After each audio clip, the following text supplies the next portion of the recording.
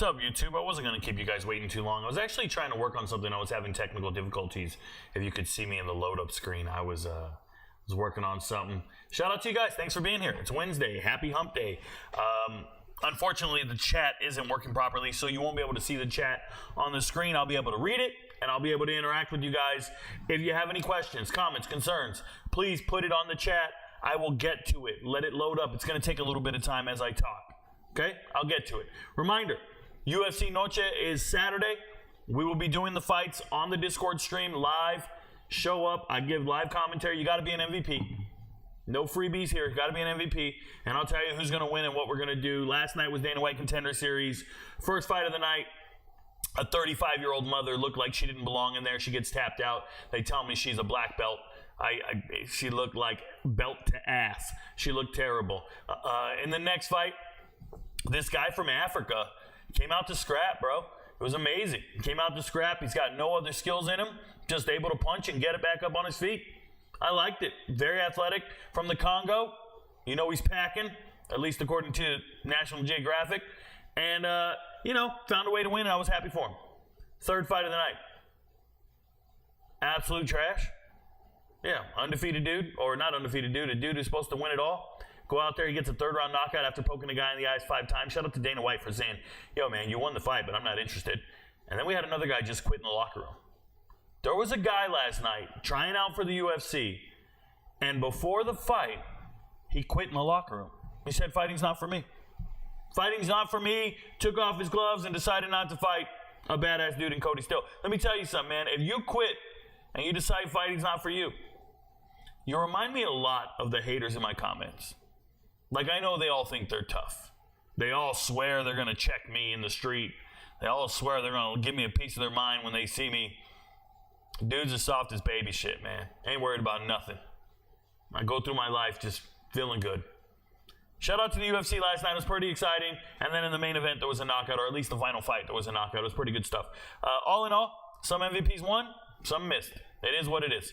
All right, let's get after it, though. Let's talk about college football. Today is week 3 about the Big 12 and the American Athletic Conference, or the AAC. I once gave a history lesson on this. If you didn't know, the Big East, when it dismantled and debunked, it turned into the American. And that's why the American's so great, is because it is the Big East, or at least it was. It just lost some teams, but it still kept going, moved its headquarters office to Texas, and rebranded. But it's the Big East. Shout out to the American. Before we get into it, I'm going to talk to you guys about some current events, some things going on right now. You can see it here. Brandon Bennett is out for Temple. This is Coastal Carolina running back. I got word from some students at Coastal Carolina in my DMs letting me know that both running backs are probably out because they saw them with boots on and on crutches. Both running backs for Coastal Carolina are out. So now we're down to our 3rd and 4th string running backs. I did a lot of film review on them today. They played Temple. It's an MVP level lock. Become an MVP. You'll know how I feel about it. Nick Anderson practiced on Tuesday. That's a star wide receiver for Oklahoma. They need him badly after what I saw this week against Houston. It was gross. Okay. Patterson ready to go Saturday. We'll see what's up. Graham Mertz is practicing for the Gators. I know you fans out there don't want to hear about it. Let me just say this. There's not a Florida fan in the world that wants to see Graham Mertz in these games. They want DJ Lagway, and they want to be excited about it. They really do. Gary Bryant, the USC transfer, still not practicing. Shout out to Centennial High School where he played ball. All those guys from Centennial that year, flops everywhere. Every single one of them is a collegiate flop. Shout out to the recruiting websites that told me all those great players, which, by the way, Bryant's at Oregon, Namora is at Fresno State, and so is the other kid, the defensive end from USC. Those are the only injury updates right now. So we're going to talk about the Big 12 and the results. I'll go as fast as possible, then I'll get to the chat if you have any questions, comments, concerns. But it might just be a day full of information for you guys if you're watching this show. So first, we'll talk about BYU, one of the newer members of the Big 12, playing against SMU. I already covered this when I talked about the ACC, but we'll talk about it from a BYU perspective now. And when you look at it, BYU played absolutely terrible. And they still won the game. They looked gross. Retzlaff is, I don't know how long this leash is, for Retzlaff. They tell me he's competing for the quarterback job with Jerry Bohannon, the former Baylor quarterback, South Florida quarterback, transferred in. This guy can play like dog shit. Like, he can play terrible, and he never gets benched. I don't know what it is. I've seen other teams, right? Preston Stone got benched. Preston Stone got benched in a hurry. And now, Kevin Jennings is a starter. Shout out to me for predicting that. But what is going on here? Retzlaff never gets benched. He's bad. Running backs, they're down both running backs. LJ Martin is down, and that's their star running back. And then the backup was Rapati here, Hinckley, Ropati. Dude, I'm bad with names. I apologize. I don't know your language. I'm bad with names. Both these guys are out, doubtful for the game this week against Wyoming. And you're going to get Miles Davis. And a lot of people will be like, one of the MVPs said, I like that Miles Davis guy. Man, let's slow down here for a second. He gained 37 yards on one play. And then he did nothing the next two times he touched the ball. Literally. 37-yard long, never did anything on the next two plays. We watched this game. Listen, guys, all you guys out there who think I'm a box score scout. I saw that in a comment today on TikTok. Well, this guy's just a box score scout. He just looks at box scores. No, I use this as a visual representation of what happened in the games. I'm watching the film, y'all. I'm watching the games. I live stream these games with the MVPs. Don't tell me I'm a box score scout. I literally sit here and live stream the games. All you can see is this screen, but the game's on and we're watching it together. Then I go back and watch them again. Like today, you didn't see me at all. Did you see me on TikTok at all today? I'm just asking. Did you see me on Discord or Twitter? No. I'm watching film like crazy because the Big 12 is enormous and I have to watch so many damn games. True story. You won't hear from me on Wednesdays. I'm grinding. That being said, wide receiver room, Darius Lassiter, first game back, played well. Okay, he looked the part. You just got a quarterback that can't get on the ball. He's open. He's a big play threat. He can win one-on-one battles. Can't get on the ball. Chase Roberts, good wide receiver. Can't get on the ball. Marion, great wide receiver. Can't get on the ball. Like, there's good players. Just out here running with their heads cut off. Could you imagine? You're a wide receiver. You're open every play. And your quarterback can't get it to you. Bro, these guys are going to average less than 2 receptions a game. Less than 3 receptions a game. That means they're going to finish this season somewhere around 30, 40 receptions tops. 30. That's not enough production. You got to transfer. That's not. Find somebody else, man. Retzlaff is gross. Now, the defense, absolutely dominant. Jack Kelly, Tyler Batty, like these guys look like grown men out there.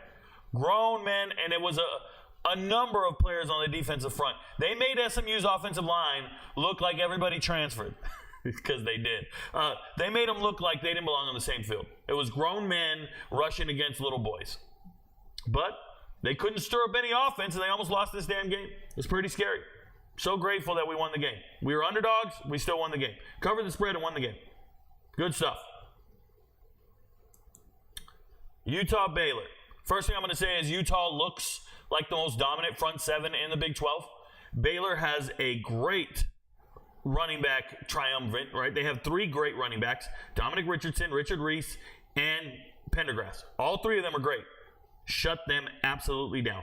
Absolute Pendergrass breaks free for a 46-yarder. But other than that, shut these boys down. Bad. And when you watch this game, and I was watching the game, the first thing I want to tell you guys, I talked about this in the offseason for Baylor. You signed the wrong quarterback. Baylor signed DeQuan Finn so fast in the winter spring transfer portal cycle. I remember, go back and watch the, I should have pulled it up for this episode. Me talking about the transfer portal. I have episodes on YouTube. If you click on the live tab, you can scroll down and see all the different transfer portal players. And if you go to the quarterback episode, it's either episode 1 or 2. I think it's pretty sure it's episode 1. I'm talking about DeQuan Finn. And I'm saying Baylor made a mistake. They didn't get an upgrade here. He's not better than Chapin. He's not very good. He was winning in the MAC on Toledo, but they were winning not because of him. They were winning because of Penny Boone. They were winning because of their defense or because of their coaching. This guy's not good at all. At all. Okay? 9 for 21. 9 completions. 9 completions. In an entire game that you're trailing in. So typically you're passing. And I want you to know these 13 carries here are not designed run plays. Not all of them. The vast majority of them are passing plays where he doesn't throw the ball. He just tucks it and runs. Now you're facing a very good defense, but it's just he's not very good. It's problematic. And once again, you have an amazing wide receiver room that's just going to be running around open. There's no way guys like Baldwin here should only have one catch for 5 yards. It's not a thing. He's so good. They returned all their leading receivers from last year. Top three production guys. But when you go from Blake Shapen to this bum, you're going to see a dramatic difference in your ability to throw the ball. And sure, it's Utah. It's hard to throw on them. Now, because it's the Big 12, we'll talk about both teams. Utah, without Cam Rising, Utah is Iowa. I said this yesterday. Without Cam Rising, they're Iowa. Second half, they get no production whatsoever. They can't score. And Baylor, if you see a team that can't score and they're giving you a short field or they're punting and you're getting more offensive possessions, you got to do something with it. You got to do something with it. It's gross.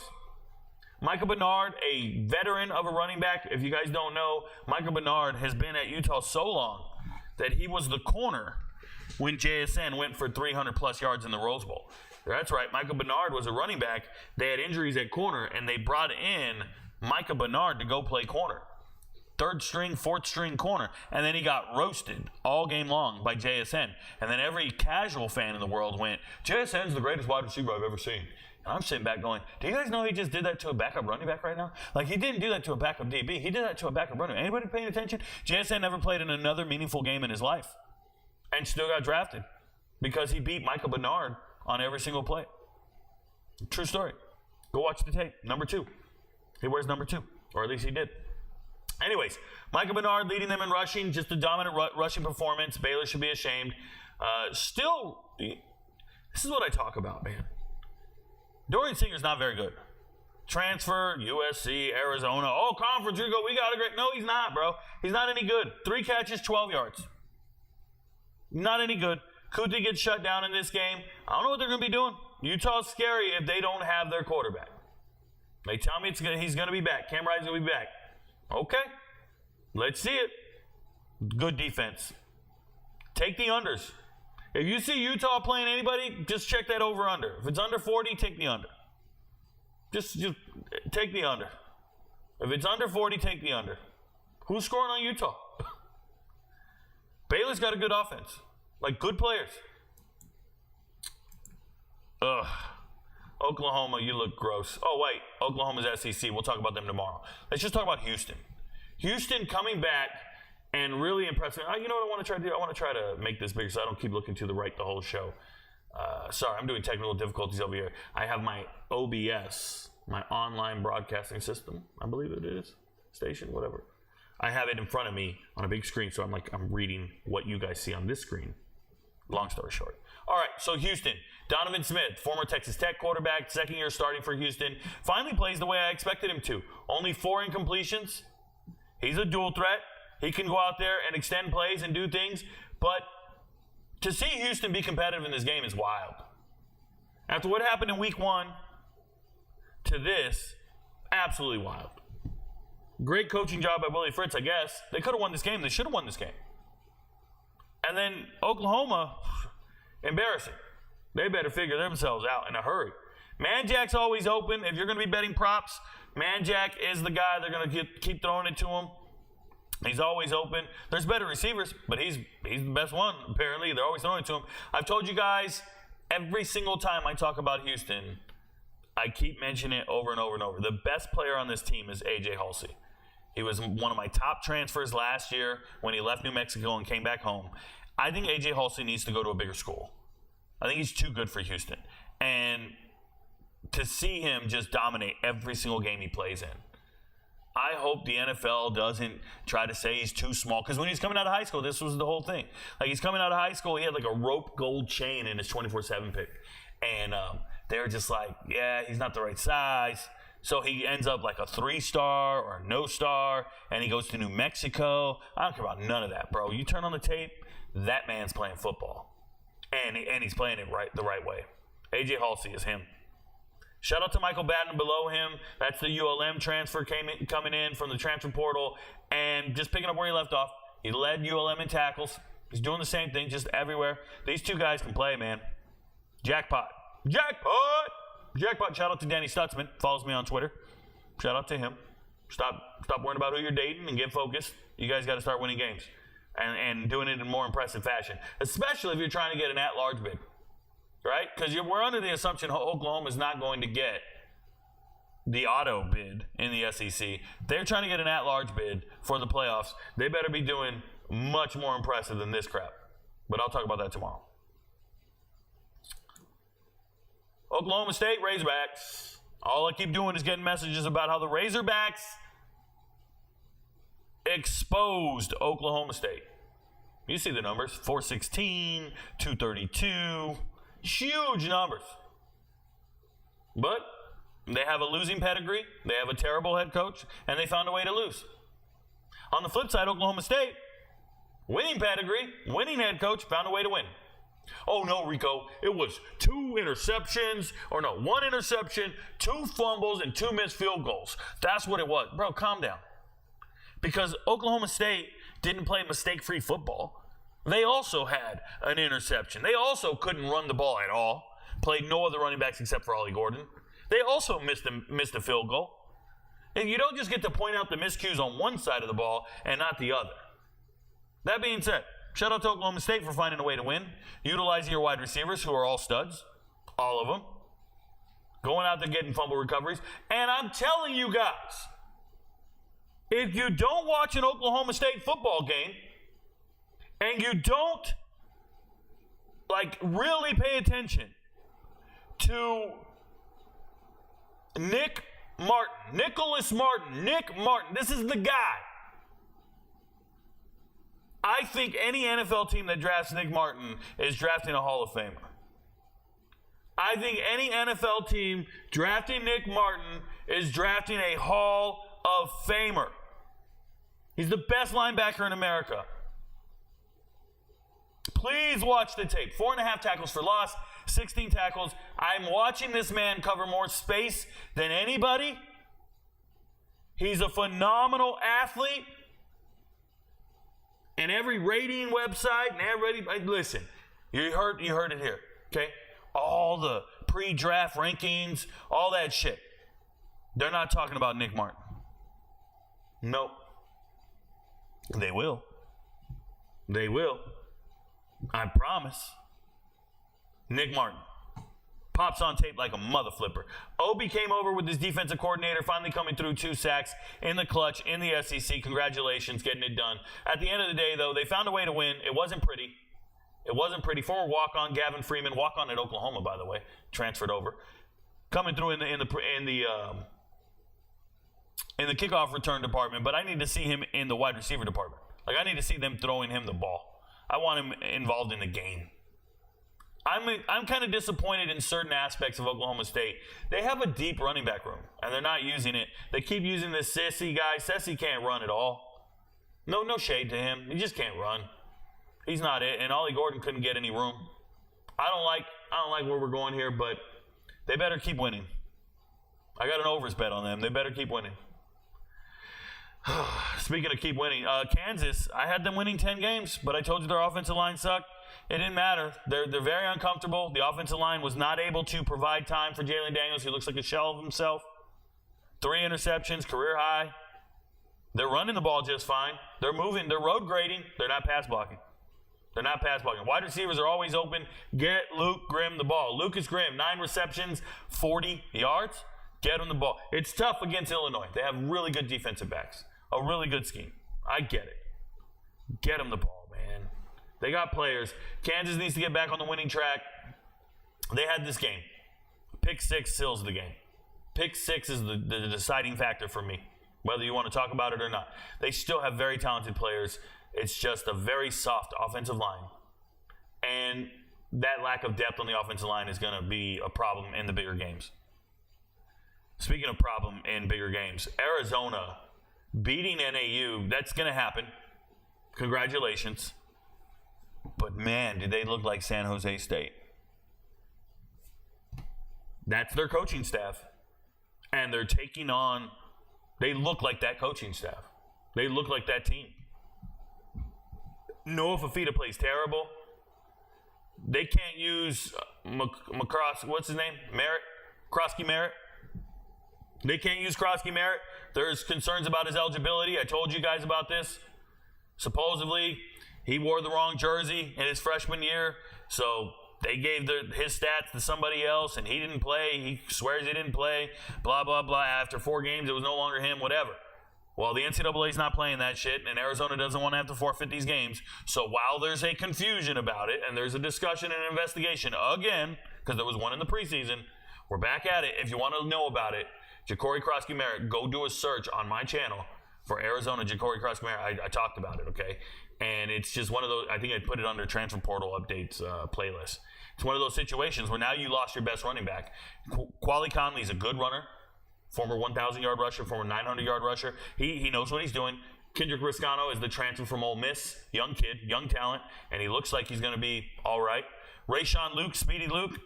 For whatever reason, Rayshawn Luke has never found his footing in the college football game.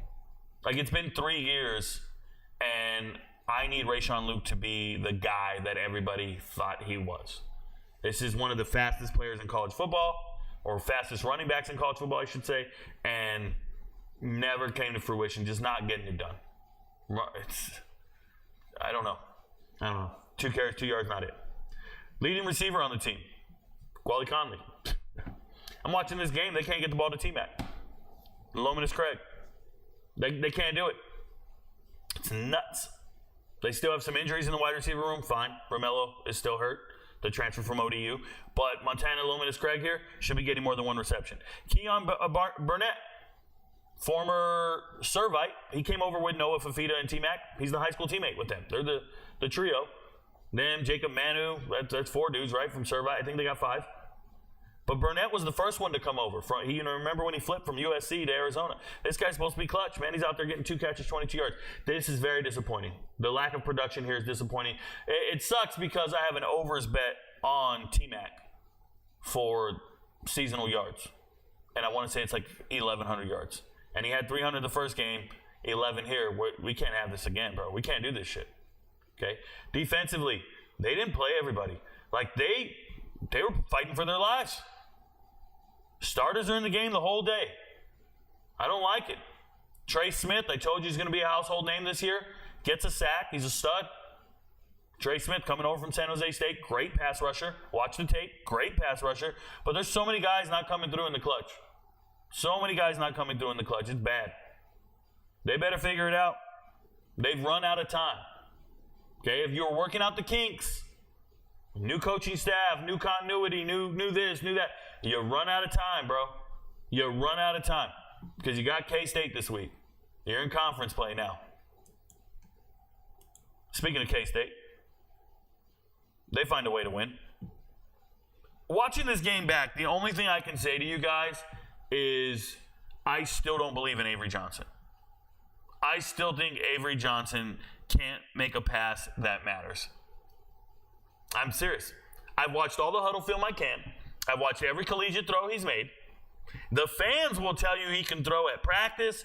The fans are convinced he's the quarterback of the future and he's great and all this stuff. Guys, I've watched the tape over and over and over, and I don't see a quarterback.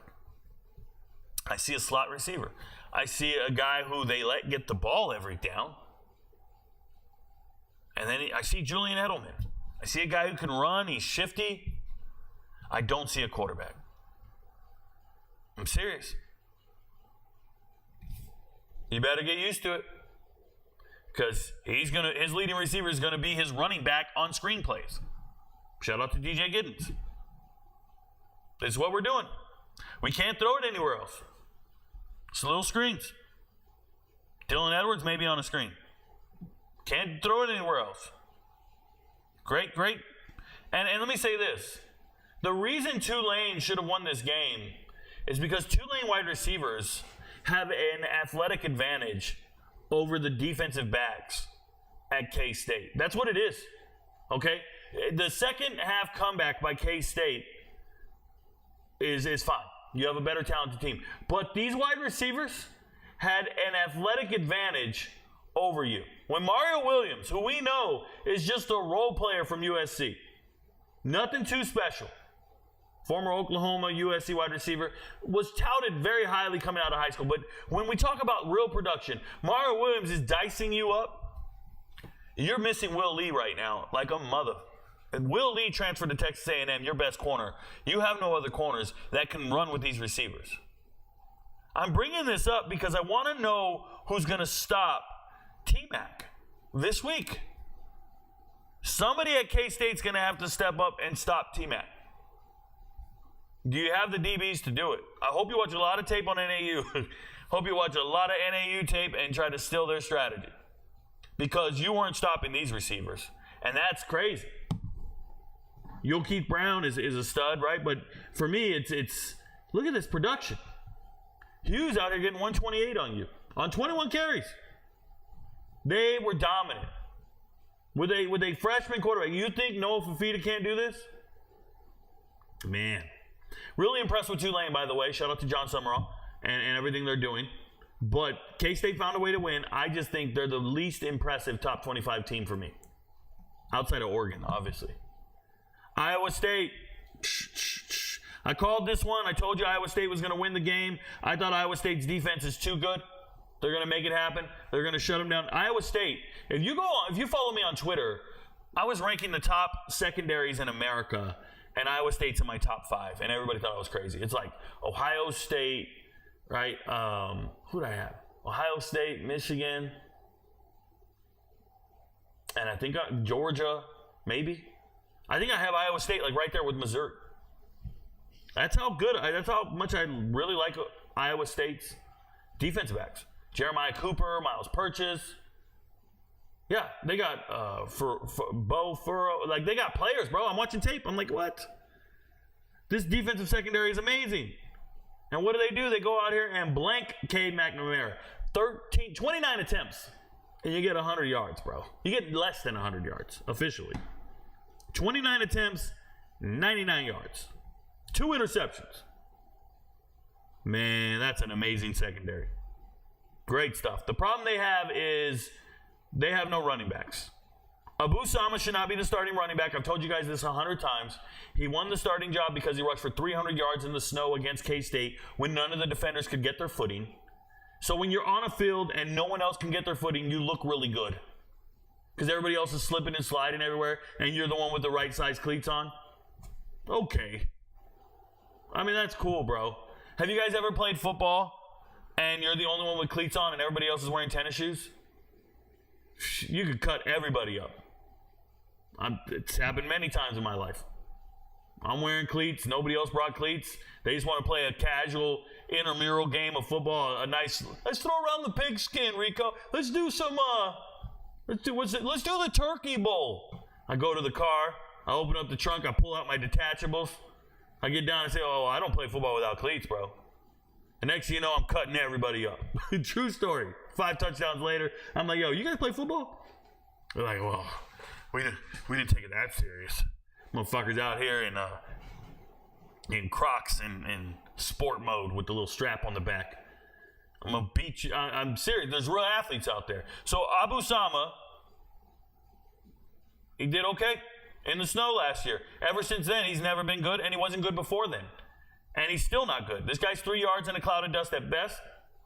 He doesn't see the holes very well. Doesn't break tackles. He just kind of sucks. And the other running backs, they all transferred. They didn't want to compete with him because they gave him the job, and he's a freshman, and he was young, whatever. I think he's a sophomore now. I'm talking about last year. So now you get Jalen Jackson come in from EMU, small little speed back. He's got way more pop, way more juice. I want to see Jalen Jackson with the ball all day.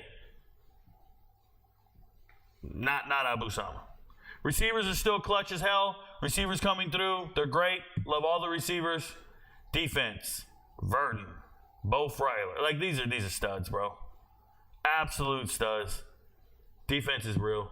Came back and won this game. Shout out to Iowa for being just terrible. Terrible. Oh, and making a 54-yard field goal to win the game is not easy. Clutch special teams. Cincy, winning in the first half. Brendan Sorsby's him. I love Brendan Sorsby as a quarterback.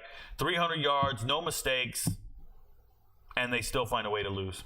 150 yards rushing, still find a way to lose. What a disgrace. And it sucks, man. And you got to blame coaching. You have to.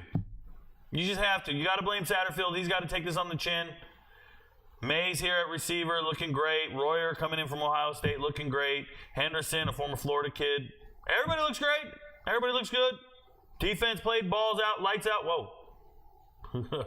Defense played lights out until the second half, until the fourth quarter. 22 points, whatever, in the last two quarters.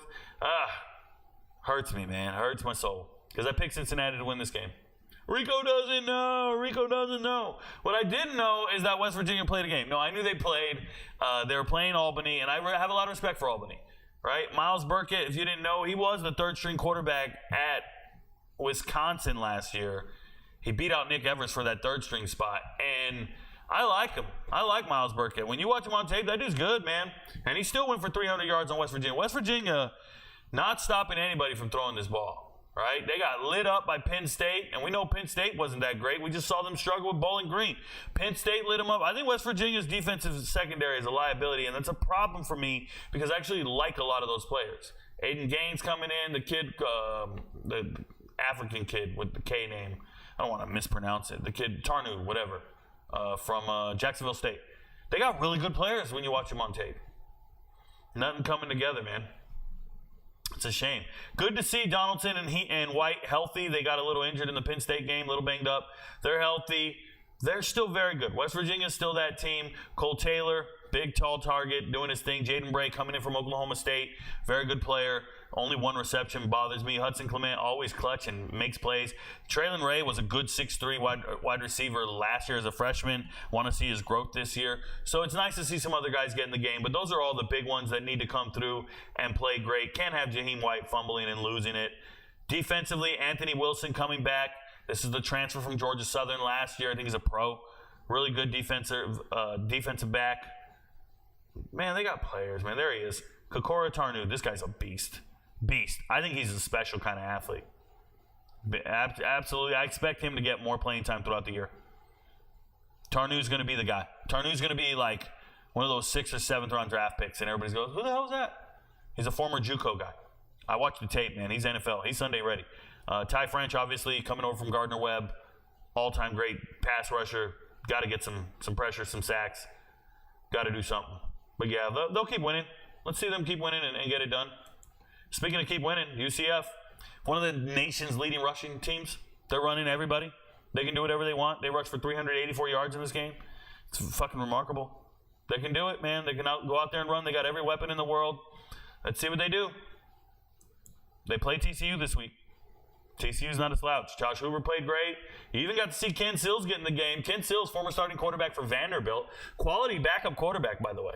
If anything goes wrong with Josh Hoover, Ken Sills can play football. So I like that. Good for them there. Cam Cook, vulturing touchdowns, stealing touchdowns, getting no yards, but just banging out 3 touchdowns. That's pretty awesome.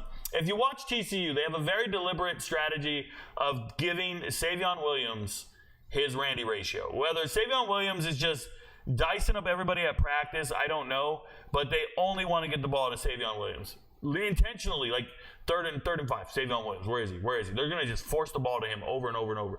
And I'm mentioning this for the prop bettors out there. If you get a prop bet and you want to look at over receptions, and the sportsbook has him anywhere at 3.5, 4.5, you just got to take the over. Savion Williams is going to get his yards, or his receptions, his targets. Eric McAllister, the stud from Boise State. I still like him. I wish he would get the ball more. J.P. Richardson wants to sell you insurance. Little dude from Oklahoma State. What a stud. JoJo Earl transferred in from Alabama. Jack Beck transferred in from LSU. Like, they got players, bro. I like TCU. Like them. Their defense is just as good. Your biggest player here is this Nnamdi Abenzor. Like, Nnamdi made so many plays last year. He got on the map. They bring in Elamzor from Cal. These 2 linebackers. Oh, and Cooper McDonald from San Diego State. These 3. Whew. Shout out to Channing Canada. His brother plays on Chase Canada. He plays on Illinois. He's one of the backup DBs. Actually follows the channel. Shout out to him and shout out to another JUCO kid. But yeah, they got players, man. Watch the tape. These guys are good. Nebraska beat the hell out of Colorado. One thing I saw Nebraska do really well is they started incorporating Dante Dowdle in the game plan, and they just said, okay, that's going to be our guy. And I love it, and it's unfortunate. I talked about this last week.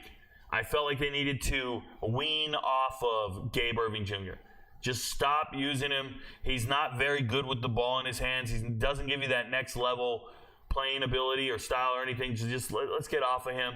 And shout out to Ja'Cory Barney, true freshman, getting playing time. Wide receiver, getting playing time. But we're here to talk about the Big 12. So let's talk about Colorado.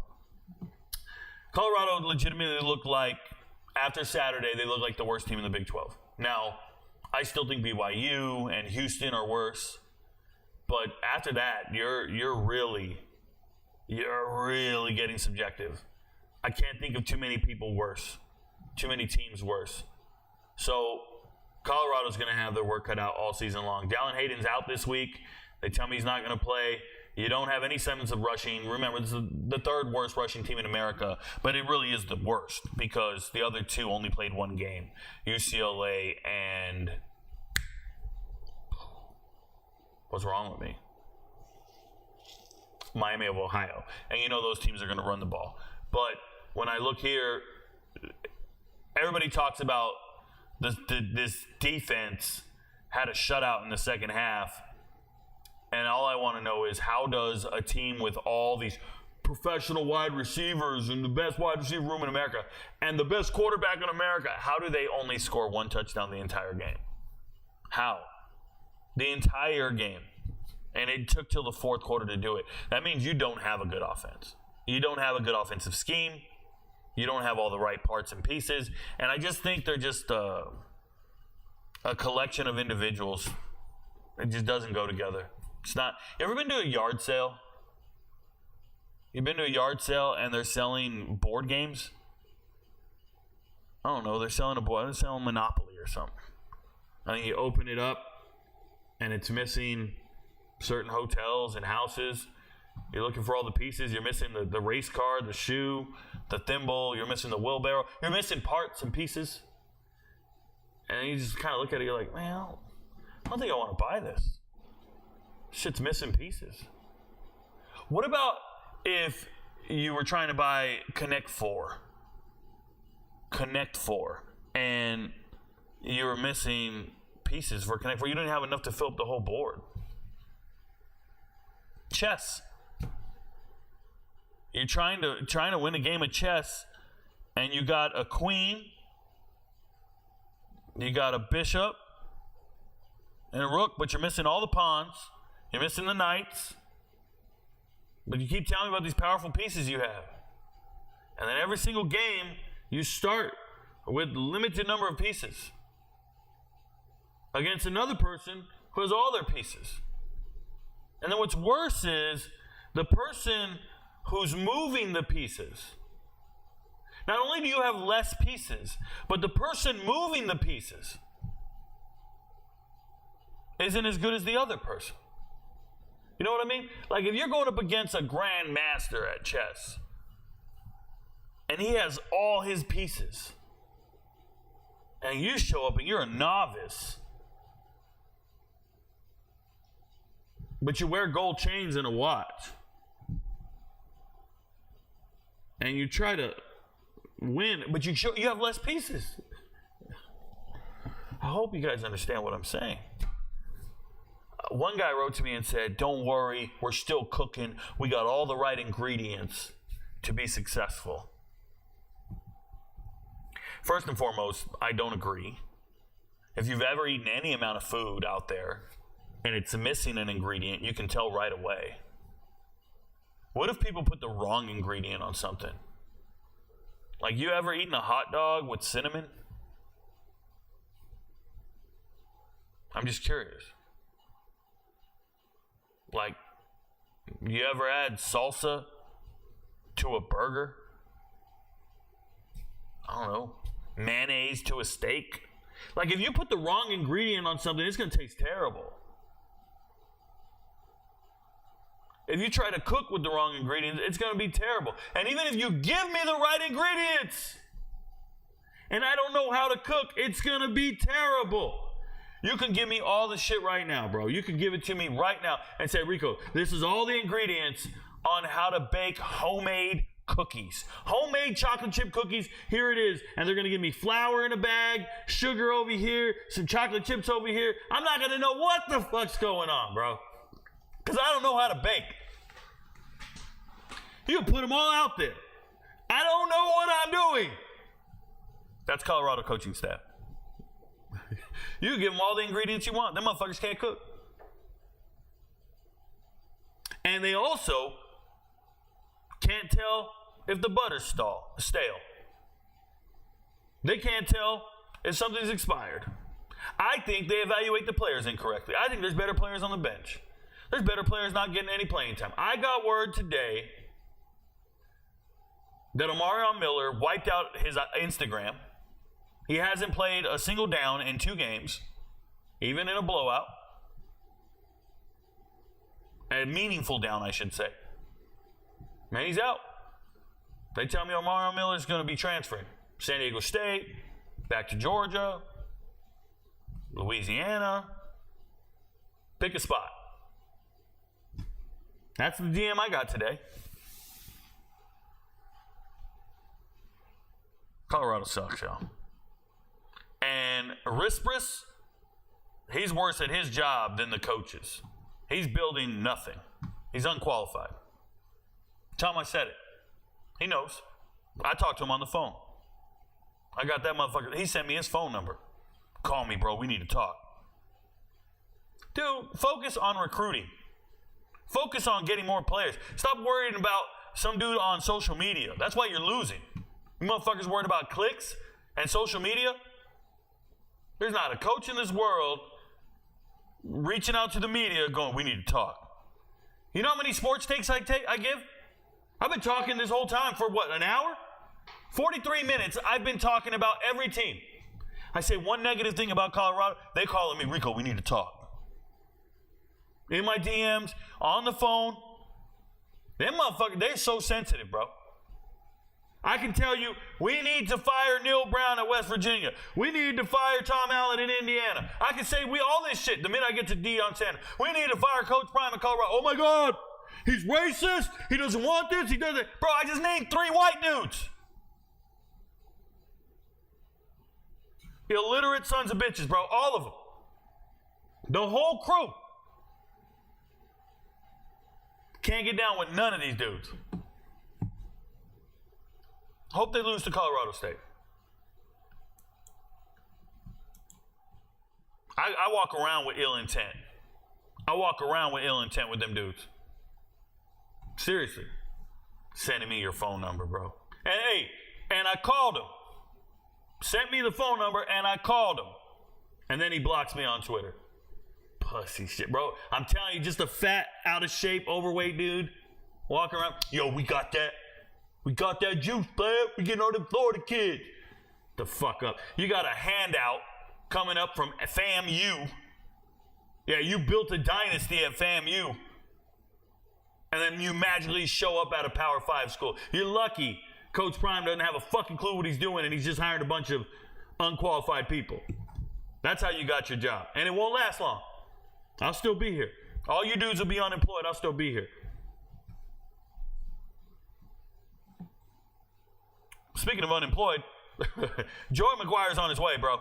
Joey McGuire, Texas Tech, they look absolutely terrible. I picked them to win this game. Obviously didn't get it done. They came out here and threw for 323 yards. It didn't matter. You can't stop John Mater. John Mater. This dude won the starting job, played last year, won the starting job. Dual threat all of a sudden, 200 yards?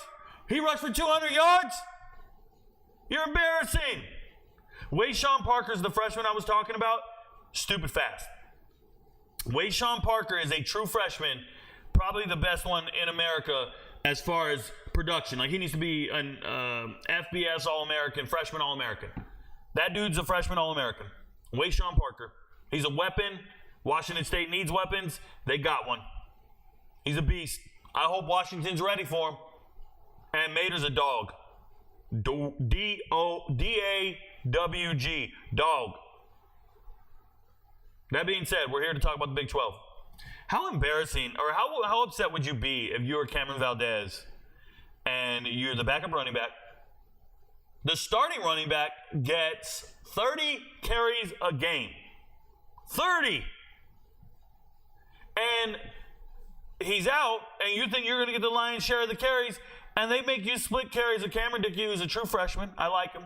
But they make you split carries with the true freshman, and they bring in Cameron Brown, who's a quarterback, and they let him run some wildcat shit, and he's good, dual threat guy, but they're not leaning on you the way you envisioned Cameron Valdez, and that's why he jumped in the transfer portal.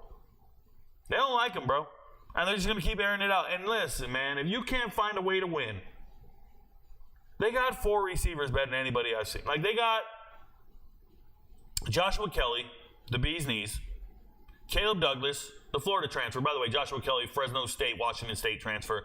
Caleb Douglas, Florida transfer. Coy Aiken is a Texas high school legend who's an absolute monster. His stats are out of this world. I think he had 2,000 receiving yards in high school, senior year. Something crazy like that. Coy Aiken is him. He was my hidden gem for this team. Dre McCray is all the way down there. I know how good Dre McCray is. There's Micah Hudson, a 5-star wide receiver. These are studs, bro. This is an elite wide receiver room. I think Texas Tech wide receivers, if they had tryouts tomorrow with Texas, they have better receivers. Texas Tech has better receivers than Texas. They do. They do. Joshua Kelly's better than Isaiah Bond. Caleb Douglas is bigger, stronger, faster than Silas Bolden, than Matthew Golden. Coy Aiken, same thing. Like, bar for bar. They got a 5-star 5th string, just like Texas. And they still can't win games. Their defense is porous. You're letting a dude rush for 200 yards. A white quarterback, bro. A white quarterback. Jacob Rodriguez leading them in tackles again. Ben Roberts leading them in tackles again. These guys are statues. They're not very fast. They're not very athletic. Sure, they're getting a lot of tackles. But when you turn on the tape, they do not get to the ball. Just not agile enough. You don't have enough speed at linebacker. You got to go find it. You don't have it. You don't have it. This is an embarrassing loss. Embarrassing loss. Just letting you know. And it could have been worse. Washington State missed a field goal. Arizona State, Mississippi State. This game was not this close. I'm sure Mississippi State fans will tell you it was, but it wasn't. Arizona State up 27-3 at the half. You don't see any semblance of offense from Mississippi State until much later in the game. A freak play, not a freak play. I shouldn't say that. Kevin Coleman is fast. Catches a curl or a hitch, if you will, a 12-yard curl, and then takes it to the house. But if I'm talking about a team in Mississippi State, you had -9 rushing yards in the third quarter. At some point in the third quarter, you had -9 rushing yards. And I went back and watched this game over today because it was so late, and I wanted to make sure, like, when this game went off, it was pretty late when it was live. And I wanted to make sure I didn't miss anything. So here's what I can tell you about Arizona State. And they have a very tough game tomorrow. We're going to be live streaming it for the MVPs. So it's a game that's on the chart. I'm already going to talk about it in depth, so I'm doing a lot of research on it. And I just got to tell you that Sam Levitt, if you go back and watch his huddle tape in high school, and you watch this game, you're going to see a guy who can just move. Yep, Peyton Thorne-esque ability to move. And I say that because they were both at Michigan State at one point, and it's just I think he's fast, guys. Sam Levitt's crafty. He's fast. He's shifty. There was a play where he does play action, and he's looking to hit his tight end. It's early on in the game. I think it might have been their first touchdown. It's in the first quarter. So he's doing a play action. It's 3rd and maybe 6 or 7. And he does play action, and he's looking for his tight end to pop out. And the tight end doesn't show, doesn't flash, doesn't go out. He doesn't run the route. It's a busted play. And Sam Levitt just tucks it. The rush is coming. It was supposed to be like you let the rush come in and you throw it to this tight end. Not a screen, but this pop pass to him. And tight end's not even getting off the line of scrimmage. He just tucks it, gets on the outside of the defense to the left, and literally turns a busted play into a touchdown, a 17-yard touchdown run. He's too athletic. And if you think you're ever stopping Cam Scadaboo where he stands, you're tripping. Like, if you hit Cam Scatterbo in the hole, that's cool. We're going to keep going. We're going to keep going. That man probably squats 600, 700 pounds. Cam Scatterbo is a grown man. Like, he's a problem. You can't tackle that guy one-on-one.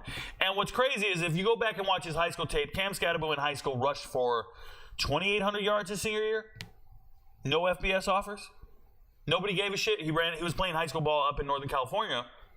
2,800 yards his senior year. Almost 3,000 yards. Fucking bowling ball. No one can tackle him. He has one of the greatest runs you'll ever see. It's like, I don't know, Rivals or 24/7 Sports or On 3. It's like play of the year. He breaks 20 tackles. I know there's only 11 guys on defense. He breaks 20 tackles on one run. Swear to God. Swear to God. He's doing this in college. So he goes to Sacramento State, becomes an FCS All-American, transfers to Arizona State last year, got a new coaching staff, got to figure it out. Now here we are. This coaching staff knows enough to say, we're going to give it to Cam Scatterbo 33 times. And what I need you guys to understand is Cameron Scatterbo is getting the handoff when the defense knows he's getting the ball. The most impressive thing about Arizona State in this game is they had the ball with 2 minutes left. They got to ice the game. Everyone knows they're handing it off to Cam Scatterbo. It's a single back offense. They line up and they hand it off to him, and he can't be stopped. The offensive line is dominant. That running back is dominant. Their ball control is dominant. Yes, they threw it to no one. They threw it to no one. Cam Scatterbo's the only guy catching screen passes. They just ran it with Cam Scatterbo over and over and over. So impressive. Defensively, like I said, holding these guys to -9 yards rushing until the third quarter, very impressive. Yes, there's a problem with team speed. You can't catch Kevin Coleman when he breaks free on a quick little hitch, and that's a problem. The speed there is a problem. But the upgrade that this defense made at the linebacker positions with Keyshawn Elliott, Cyrus Fezu, and where's he at? He's not even in the game. He doesn't have no stats. They got another linebacker. Came over from Arkansas. Crook. Such an upgraded linebacker that it makes a difference in everything. Clayton Smith, by the way, transfer from Oklahoma, getting after it, bro. I don't care what the stats say. I'm watching him on plays. I'm watching him on plays get after it. Now, Miles Rouser, he's the one who got beat deep by Kevin Coleman. He couldn't catch him. But these guys are studs, man. Came out to play. Love it, love it, love it. Dominant performance. All right. So I'm going to talk about next week's games, and then I'm going to jump into the chat. Thank you guys for being here. If you have any questions, comments, concerns, always put it in the chat. I will get to it. I promise. Right? But let's go look at these matchups. We have Arizona State at Texas State tomorrow. It's going to be a hell of a game. MVP level lock. If you want to know who's winning this game, become an MVP right now on YouTube, and you will get a video of me talking about it. Become an MVP on Patreon. You'll get the same video. It's already been posted. I already posted my week 3 chart. I already posted my week 3 video. I did the early video. There's another video coming out. I've done 2 videos this week. There's another video coming out tomorrow specifically talking about Thursday games. There's 2 Thursday games. There's this one, and then there's Northwestern versus, who is it? Somebody. It'll come to me. It won't. It's on the board. I can't pull it up right now because I can't show you guys the chart. But the point is there's 2 games tomorrow. This is the one we'll be live streaming and televising. Make sure you guys show up for the live stream and watch it. The game starts at 7:30. I'll be here on YouTube just like this, talking to you guys throughout the game, pointing out all the good players, and we'll have a good time and watch a great football game. Okay? Friday. There's a game here, UNLV at Kansas, another MVP level lock, and Arizona at K-State. Both of these games are on the chart for MVP, so I won't be talking about it, but it looks like 4 very good teams playing each other. It's going to be a good night of football for Friday. There's no way to be disappointed with it. MVP level lock, Oklahoma State at Tulsa. It's about this close to getting off the board for me. But obviously, Oklahoma State should win this game, and Oklahoma State's a favorite by 19 points right now. Don't let that get above 21. Don't let it get above 20. I'm just saying. Cincinnati and Miami of Ohio, it's on the board. Can't talk about it. North Texas, Texas Tech. I'm going to talk about North Texas in depth when I talk about the American next. But what it really comes down to is is everybody knows North Texas can score. And Texas Tech has looked absolutely terrible. So you're only getting 10 points if you're Texas Tech. But the players at Texas Tech in every position group are better than North Texas. Every single place. The only thing that North Texas can do is kind of coach to bridge the gap. And I don't see that happening. I think Texas Tech should win this game. If they don't, they got to fire Joe McGuire right now. You're going to start losing recruiting battles in state if you can't beat North Texas. And North Texas, they just had both running backs go down with injury, but they found a hidden gem, and I'm going to talk about it when I pull up the box score. But they had both their starting running backs go down with injury. It's unfortunate. One kid, he broke tibia, fibula, whatever. He broke 2 bones, and he got carted off. So it sucks for North Texas, but they still find ways to score. They're that game should be, look at that over-under. It's 69.5, and I don't know if that's high enough. I think the over's there. I think the over is live in that matchup. North Texas, Texas Tech. Give me the over, 69.5. Speaking of over, West Virginia and Pitt are playing each other, and they have it at 63.5. Apparently, West Virginia can't stop a passing attack, and Pitt can score and can do things. At least that's what they did against Cincinnati. So they expect a high-scoring game in this one. West Virginia's 2-point favorite. It's backward brawl. I like West Virginia in the game, and I think West Virginia should win this game by 14 points. Utah State should be no problem. Utah State just got blanked by USC 45-0. The only thing I'd say is Utah has a terrible offense. How are they going to score? I don't know. But 44.5 points seems like a lot of points in this game. If Utah State can't score, then Utah's supposed to go out there and score 45 points by themselves. Without Cam, make sure Cam Rising's healthy. Air Force Baylor, I added it to the board. I won't talk about it. Colorado State. Like I told you guys, I'm hoping Colorado State comes out to play. Colorado's supposed to cover this spread. You can tease this. I would tease this the other way, right? So +7 for Colorado State. I would tease it all the way to +17.5 or something. I would personally. And then I'd bet the over. I think the over is in play here. 58.5. Colorado State can't stop anything, and neither can Colorado. I'd bet the over. Colorado State can run the ball on Colorado. Run it with Marshall. Yeah. I like the over a lot. TCU, UCF, going to be a very competitive game. UCF has not played anybody this year, so we don't know how good they are. TCU, obviously, they beat Stanford initially, so we know that was a good win. It was tough for them to get that win, and then they looked really good this week. It's a coin flip. I think UCF's a better team. At least that's what I thought in the preseason. We're going to find out. I wouldn't bet on that game. Rice and Houston. I'm on Rice. I'm in the minority. I know. I'm on Rice on the road. Once again, Rice just got blown out by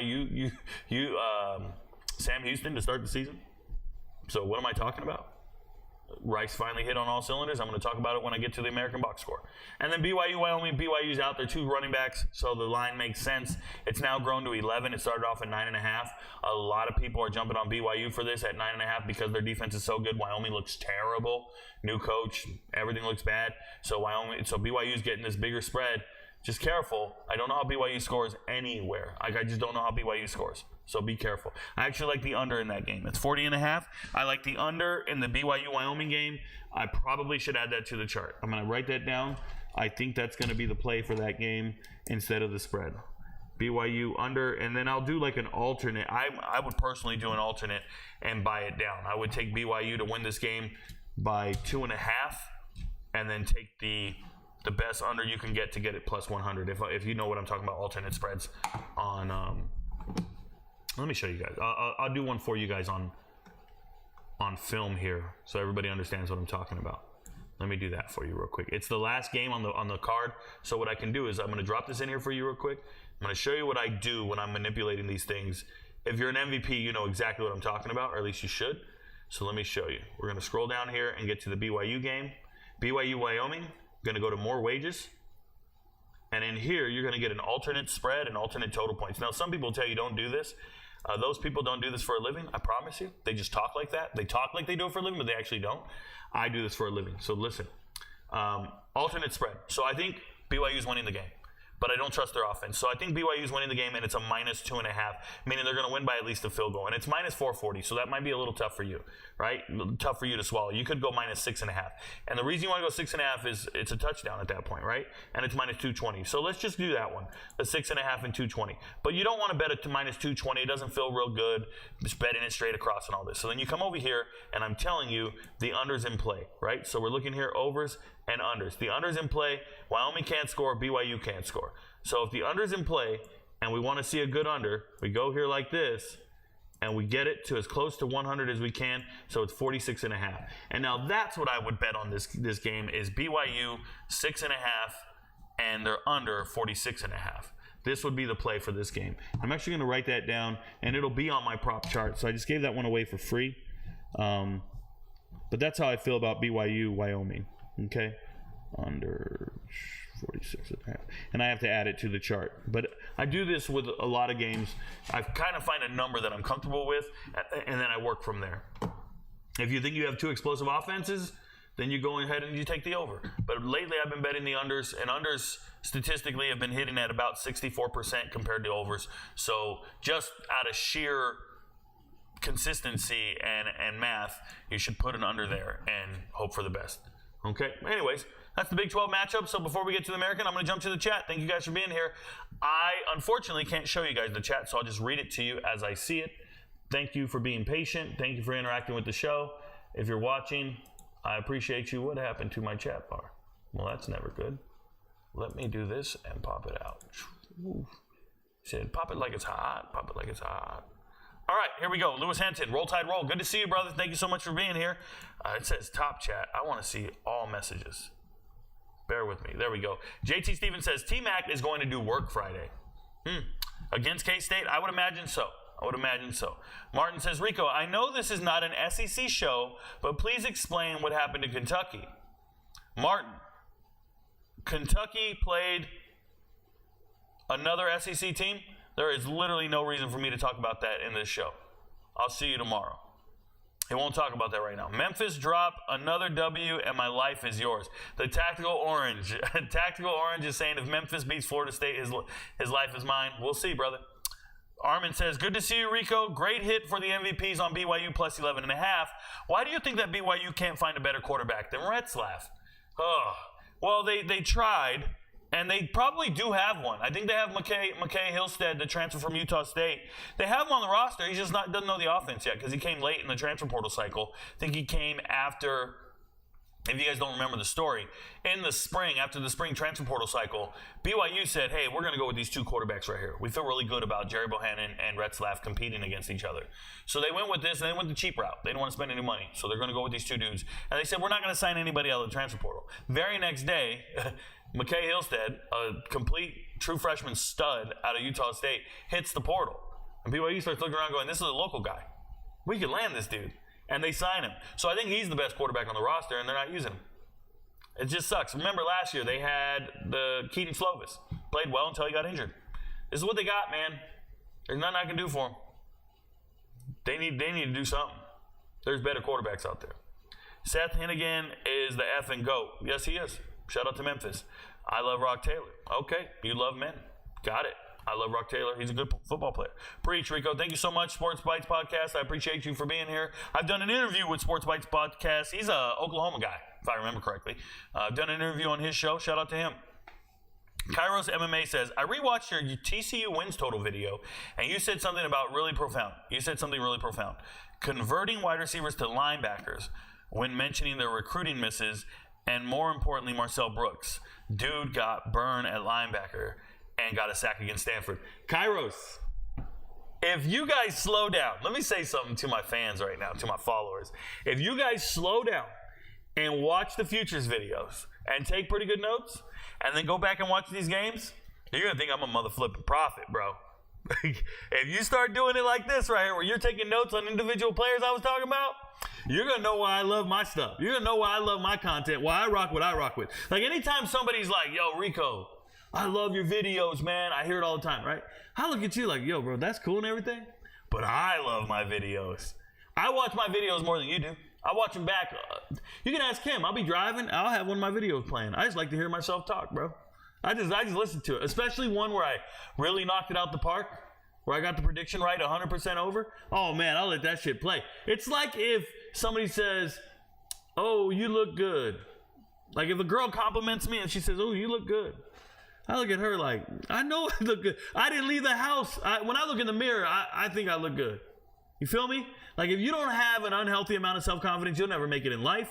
You won't make it in this world.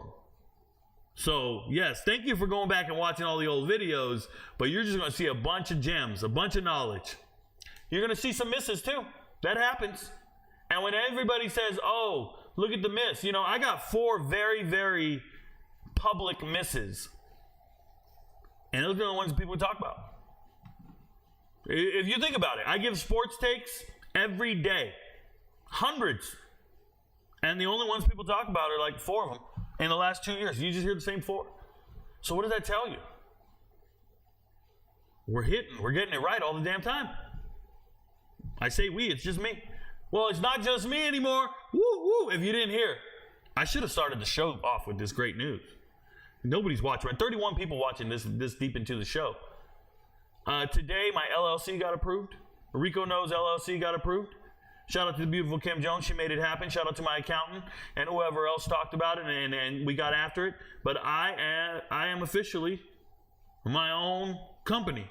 Whew, it feels good. Shout out to RicoKnows, 100% independent, and my LLC has been approved.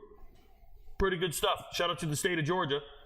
I got back my letter, got back my email, got back my stuff. I'm going to make a cert, hang it on the wall. RicoKnows LLC is official, y'all, today.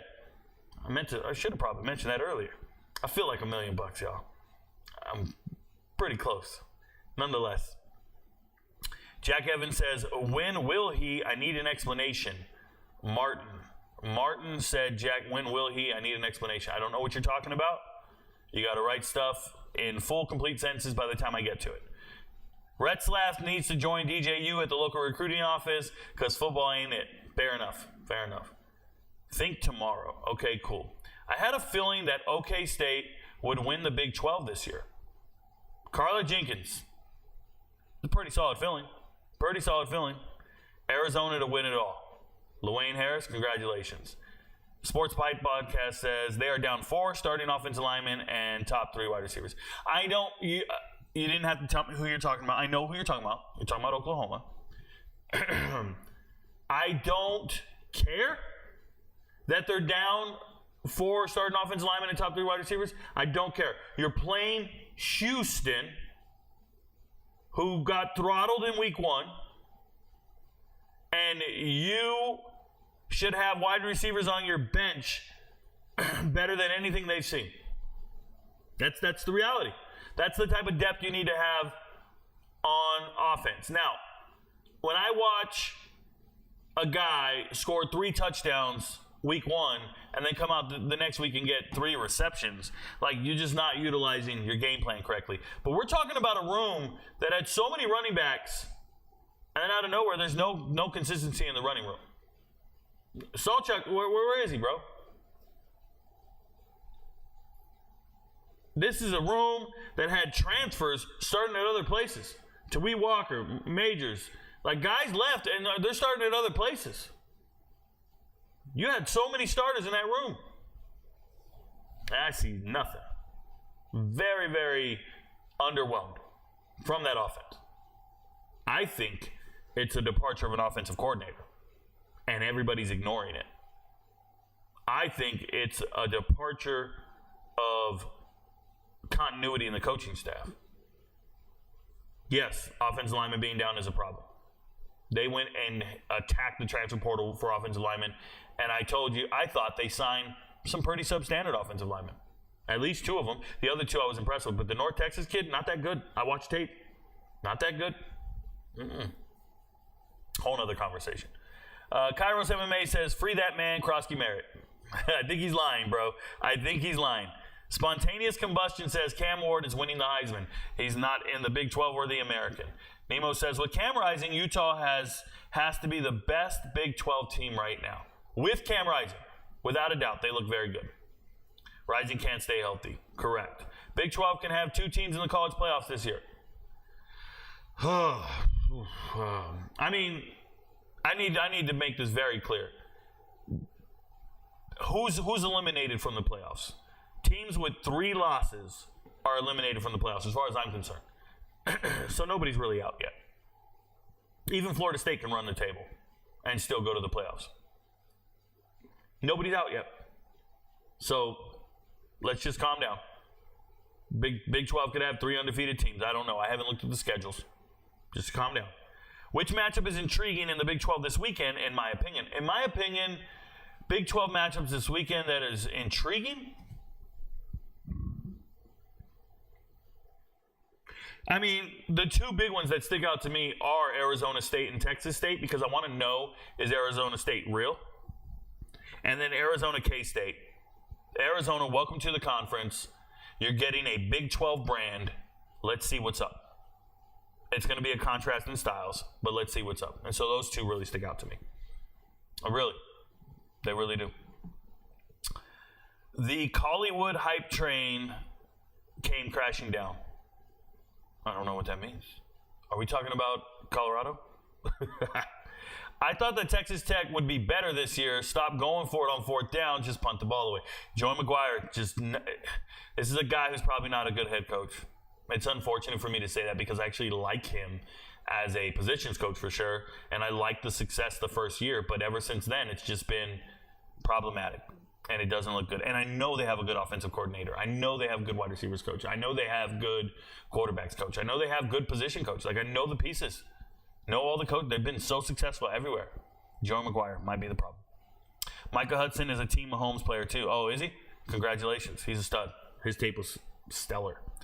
Joseph Kelly says, yo, I watched Nick Martin. Hold up.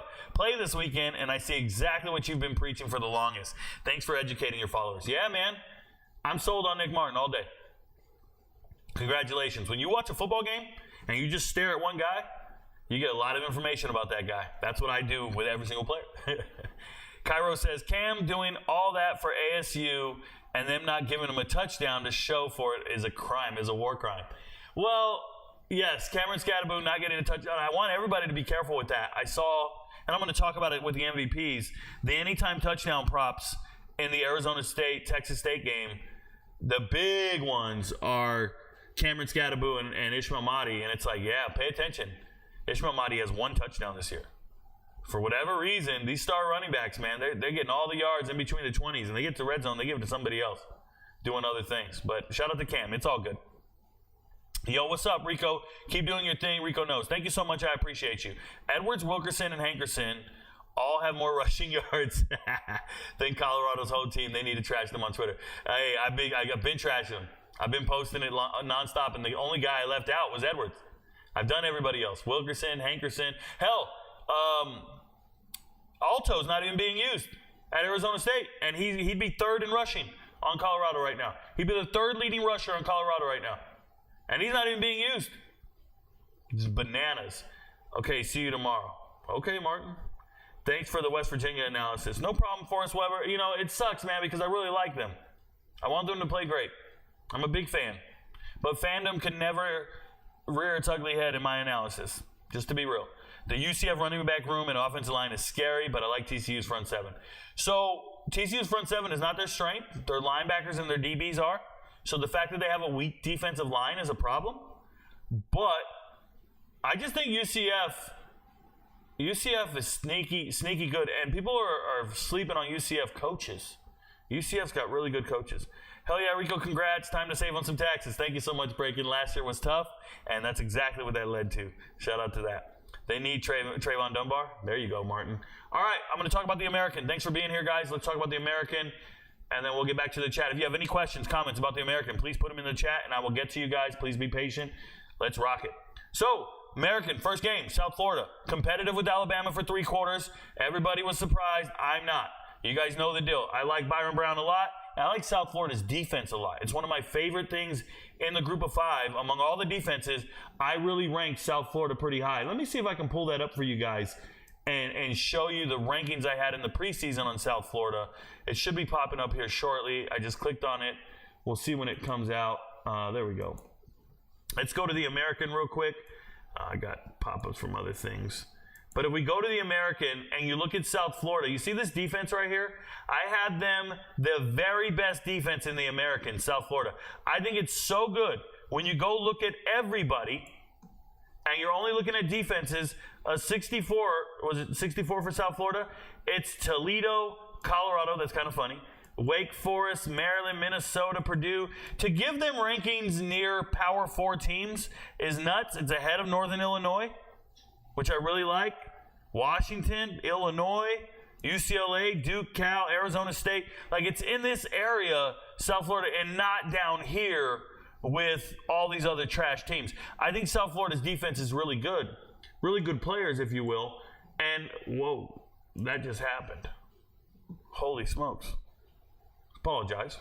Nonetheless, so South Florida's here, and when you look at them, they played well. Bryce Archie getting in the game is pretty cool. That's a Georgia kid, transfer from, where did he transfer from? Maybe NC State? I don't remember where he transferred from. But I hope he gets some playing time and some run. Good running. Obviously, Byron Brown is him, a one-of-a-kind kind of running back doing his thing. Congratulations. And then we've got all the receivers here. South Florida played good.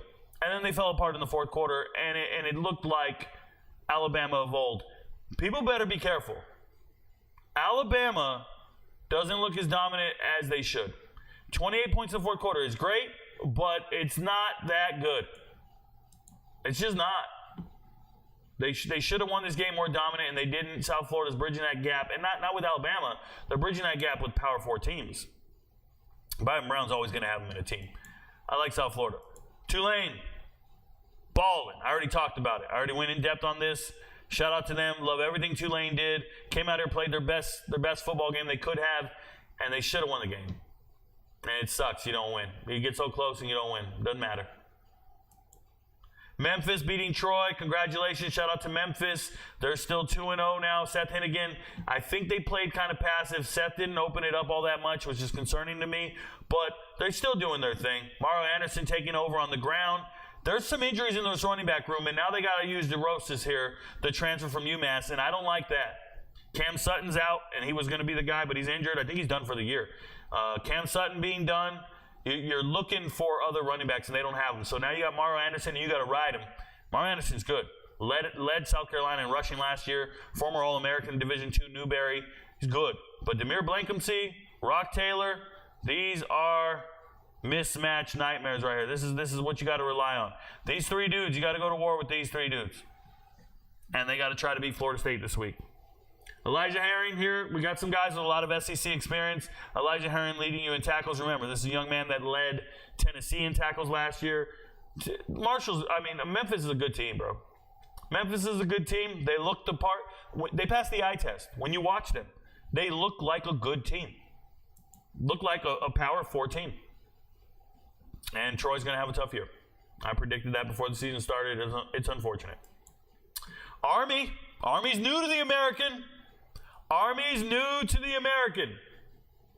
And they go out there and they beat the hell out of FAU. And they do it in riveting fashion, bro. I love it.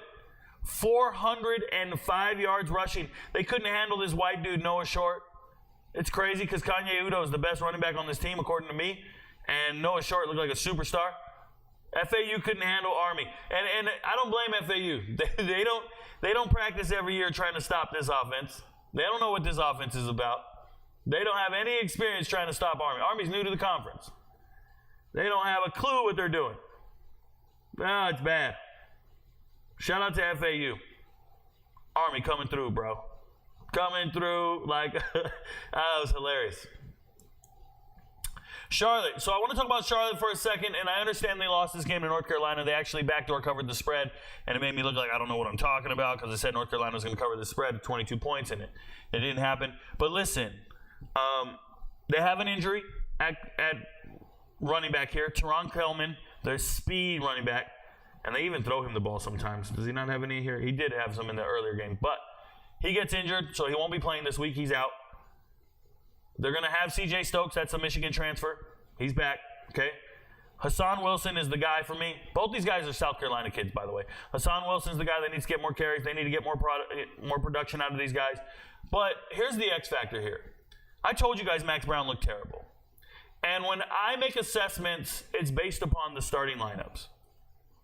The fact that Max Brown played so bad, they benched him, or he got hurt.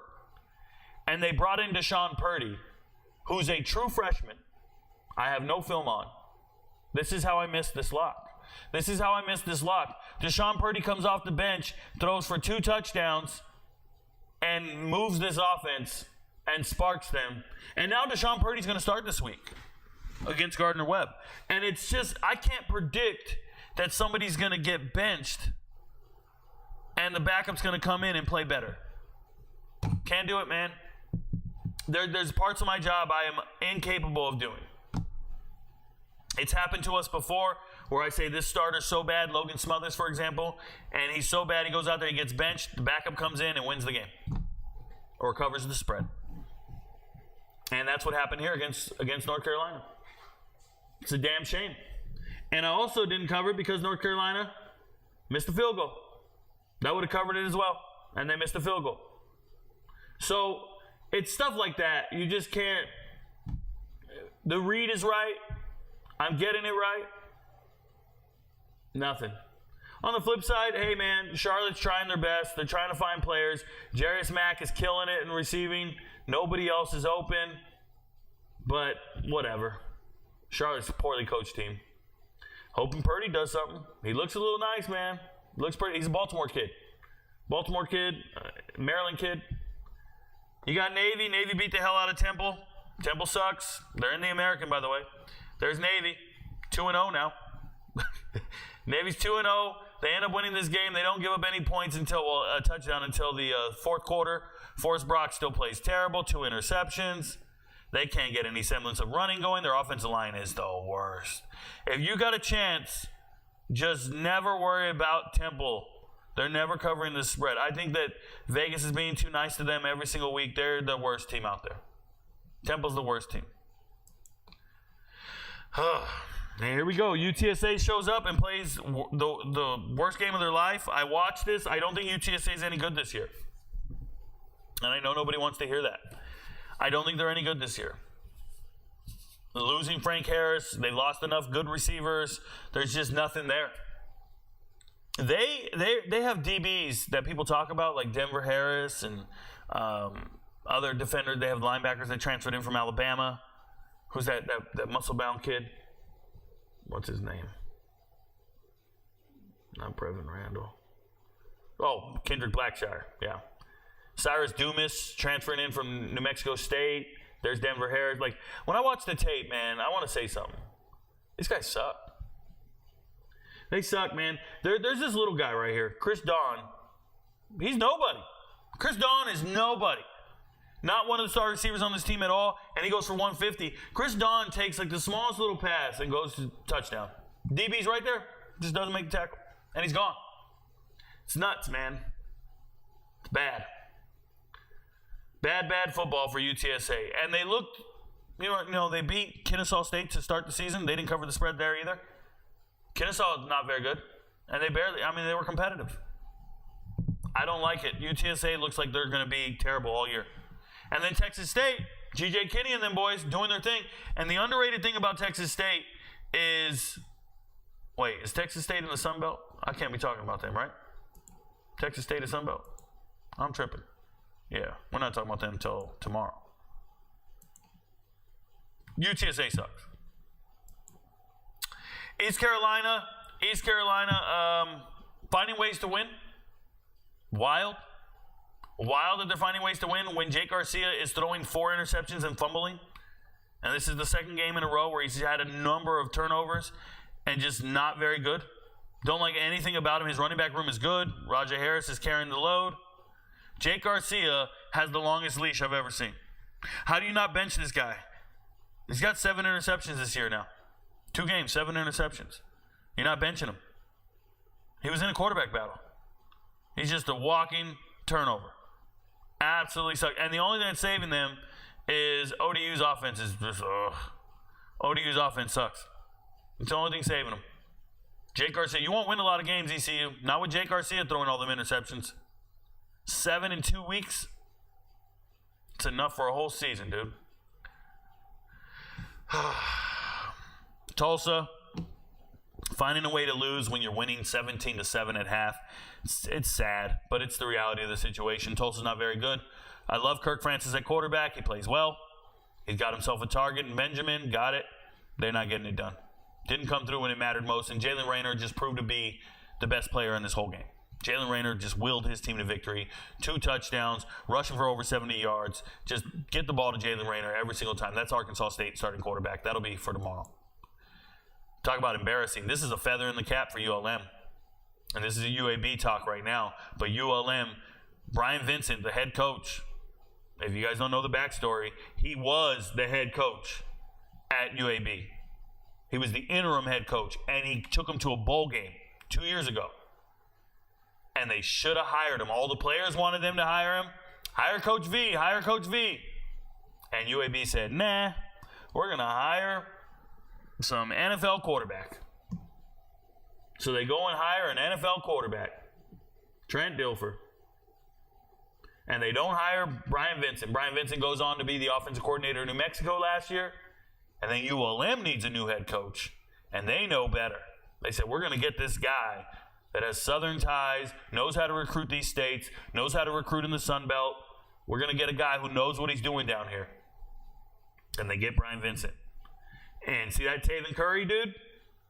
He transferred from UAB.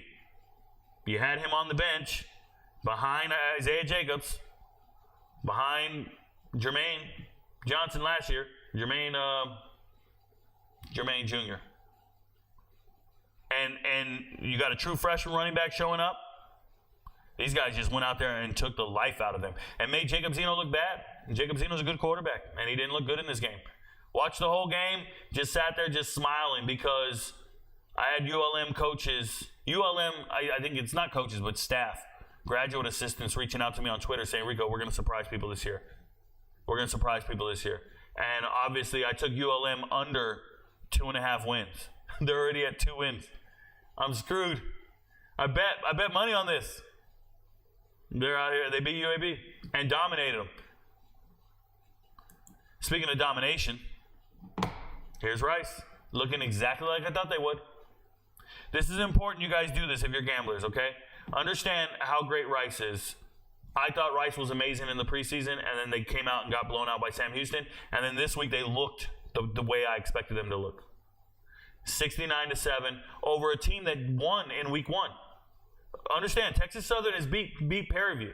Now, Prairie View sucks, right? But look, man, like when you do this and you start paying attention to who these teams are, and you're like, oh, wait, they beat Prairie View? Who did Prairie View beat? Because Prairie View just won a game. Prairie View just beat Northwestern. So this is important. So we know Northwestern has to be the worst team out of all these if we're just doing simple math. So who does Northwestern play? They play South Alabama tomorrow. Northwestern plays in South Alabama tomorrow, and Northwestern is the worst team in America at this point. Pay attention. Northwestern's lost 2 games. They're able to put up points. They've lost 2 games. They can score, but they've lost 2 games. And you come over here, Northwestern beat Prairie View. Oh, no, I'm sorry. They lost to them. And Texas Southern beat Prairie View. So it's like levels to this shit. What I'm trying to get across here is this is not a bad team. This is an elite team, man. Rice is one of the best teams out there. E.J. Warner goes out there, does his thing. Dean Connors, the white running back, amazing. Dean Connors, special. Very good player. And then this Tajee Atkins, this freshman, little 5'7" dude shows up. I'm watching the tape. I'm like, who the hell is this? Looks good.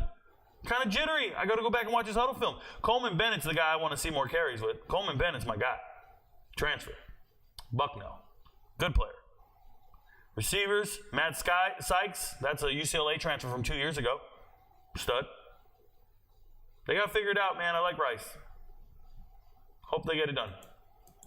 Like I told you, North Texas can score on anybody. And it's unfortunate. Chandler Morris threw 3 interceptions, kept this game kind of close. But he still threw 4 touchdowns, 322 yards. They're still going to air it out and do their damn thing. Demaje Harris, preferred walk-on from Lamar. 6'2", 220-pound running back. Huge. Got real wheels. Fast. That guy's special. And he'll be the starting running back the rest of the way going forward. Ragsdale's injured. Jawan Price done for the year. And all you're left with is Harris. Remember, this is a team that lost their 5 leading rushers last year. The 5 leading rushers on this team left. They're gone. And what you're left with is all these new guys. Well, Ragsdale's coming back. He's been on the team for many years. But Harris, bro. The nicest. I like Harris a lot. And it's unfortunate for Price. He just transferred in, was supposed to be the starting running back, do great things, and broke his legs. Or broke 2 bones in his leg. DT Sheffield, good wide receiver. This is the young man that came over from Washington State. Followed Eric Morris down here. They go out and get 3 touchdowns on him. That's cool. That's not the guy I'm excited about. It's Oscar Hammond. Oscar Hammond is a huge wide receiver. Physical body. Just going to win 50-50 balls. I would bet on him. If you ever get props for anytime touchdown, I would just sprinkle something on Oscar Hammond every single time. First off, they're going to throw touchdowns. That's what North Texas does. They're going to throw touchdowns, and Oscar Hammond's going to be the touchdown guy, not Sheffield. Not the little guy. He's a little slot receiver. I understand he got 3 touchdowns. This Hammond dude's your guy. Pay attention. Okay? They also have decent other players, but it's really about that dude Hammond there. So nonetheless, oh, by the way, shout out to Sam Vidlak. We have a Sam Vidlak sighting. I don't even remember Sam Vidlak coming out of high school, Northern California kid, I think, was going to Oregon State, couldn't start at Oregon State, was on the bench. So then he transferred to Boise, couldn't start at Boise. So then he transferred again. This time he went to Montana, couldn't start at Montana. So he transferred again, and here he is. 4th school in fucking 4 months. I don't know. It feels like 4, but it's 4 years, I think. 4th school in 3 years, maybe. In 3 years, 4th school. And now he's the starter. And he's got a long leash. Shout out to him. And I hope Stephen of Austin has a good team, guys. Don't be discouraged by the score. They have a good team. They have some really good FBS level players. Like Ed Babino down here, friend of the channel, he'll be playing in the FBS next year. He's an enormous guy. He's a baller. So there's guys on this team that are pretty good. Sam Houston's got a good base. All right. Before I get to chat one last time, let's talk about it. Tulsa's got to play Oklahoma State. The spread is 19. I told you. I don't like that thing over 20. But, you know, Tulsa's dangerous. They got film. They can duplicate whatever Arkansas did. I don't know. Oklahoma State should go out there and hit them in the mouth. MVP level play, won't talk about it. North Texas, Texas Tech. I think the scoring is going to be enormous. Enormous. Coastal Carolina Temple, MVP, won't talk about it. Tulane, Oklahoma. Oklahoma, you got your hands full. You got your hands full. And it's 13.5. That's a little embarrassing, but Tulane's not a scrub team. That's going to be interesting. I'm going to learn about those teams. App State, East Carolina, that's an MVP level lock. UAB, Arkansas, MVP level lock. FIU, Florida Atlantic. Look, it's on the chart. But I want to tell you guys, I just want to get it in 4K here for the world to see. I think FIU is a better team than FAU. FIU is a better team than FAU, and they're 5-point underdogs. I think FIU is winning that game. I love FIU's defense. I do. I like FIU to win that game. Gardner-Webb, Charlotte, it's now an MVP level lock, MVP level lock, MVP level. Look at this. All MVP level locks, bro. That means they're on the chart. Rice at Houston. I'm literally on Rice money line. I sound crazy, bro. I'm on Rice money line. Shout out to Houston. Go out there and win the game, bro. Prove me wrong. I'm on Rice money line. I'm on FIU money line. You guys, when I pick an underdog money line, I'm 70% right. It's on the chart, I promise. 70% right. All right, let's go to the chat one last time, and then we'll call it a day. Thank you guys for being here. I appreciate everybody. Let's go. Going back to the chat. Oh, not much to say, not much to do. What do you think about OPI on Tulane? I'm not familiar with OPI. What does that mean, OPI? Is that somebody's name? OPI. Oh, offensive pass interference. Oh, man. I don't want to start shows. I don't want to get into referees. Look, everybody's playing the same game of football with the same set of refs. Both teams. You got to overcome them bastards. That's all there is to it. I don't like it. It is what it is. Who do you think is better this year, USF or Memphis? So, Zach, with a fact, before the season started, I put my feather in my cap on Memphis. I said Memphis is the group of 5 team that's going to be in the playoffs. I'm all in on Memphis. There is no changing my mind. I don't care. I'm all in on Memphis. Goalish should have went for it on 4th and goal. He acts like he's giving the game away if they don't convert. Defense had been holding up. Man, sometimes coaches make decisions we don't all agree with. We all say, go for it. Don't settle for a field goal. Don't do this. Don't do that. Man, just enjoy it for what it is. I try not to second guess coaches in that regard too often. Right? Because if you go for it and you get it, you're the GOAT. If you don't get it, everybody says you don't know what you're doing. And I'm not that guy. I can tell when coaches know what they're doing and when they don't know what they're doing. And Goalish is one of the better coaches in America because he's getting the most out of his players. You know, everybody talks about Colorado got better after going 1-11. Well, South Florida went 1-11. They flipped it around and went 8-5 into a bowl game. So I just think that people don't understand how good of a coach Goalish is. And so I won't question some of the decisions he makes because I know he's a good coach, right? Shitty coaches, I'll question it all day. I know they're not good coaches. See it all offseason. Hey, guys, thanks for being here. I appreciate everybody for watching the show, taking part. Remember, tomorrow we have live streamed football games. Become an MVP if you want to know who's winning all these games, the ones I don't talk about. And we'll see you on the live stream, and we'll see you on the SEC Sunbelt. I appreciate everybody. Your friends don't know, but Rico knows. Peace, y'all.